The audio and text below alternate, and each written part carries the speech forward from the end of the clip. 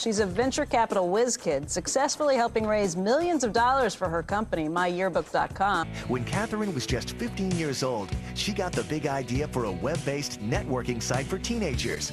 Here to give us her vision of where the technology world is going is Catherine Cook. I was a normal kid, cramming calculus homework, having to catch my bus every morning. But at night, I was building an early social network with my brother. That idea turned into one of the top social apps in the world, culminating in a $500 million exit. It was a wild ride, one that taught me about focus, innovation, embracing uncertainty. But the most important thing it taught me was that anyone can design a life where they can thrive. Looking back, I've identified 4 elements that shaped my journey. That's what I'm going to talk to you about today. Our North Star of building a place to meet new people and to make meeting new people fun kept us focused and committed on our idea. It acted as our compass during those late nights and early mornings. In whatever you do, it's useful to have your North Star, your guiding mission. Innovation rarely waits for permission. You don't need a degree in disruption to innovate. You need initiative, curiosity, and the willingness to act. The winners are the ones who are willing to learn by doing. Waiting until you feel ready is often waiting too long. So if you have a goal, a startup idea tugging at you, or a new path you want to explore, start.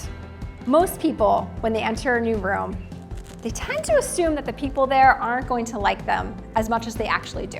But as a result, because you go into the room expecting people not to like you, you're not very friendly, which makes them like you less than they actually would. If instead you go into a room expecting to be liked, you're warmer, you're friendlier, and you're much more likely to form stronger bonds. Great decisions don't just happen, they're designed. Throughout my journey as an entrepreneur, there were high highs and low lows, and probably more lows than highs. On many days, it seemed like there was no light at the end of the tunnel. It can be so disheartening to have something fail. But if you're not making mistakes, then you're not making decisions. Mistakes fuel momentum.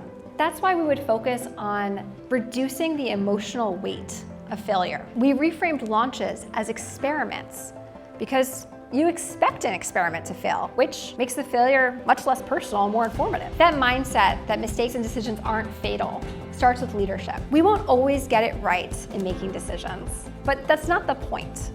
The point is to build a process that keeps you going, a process that learns, that iterates, that moves. Success isn't about following a set path. It's about intentionally designing your own.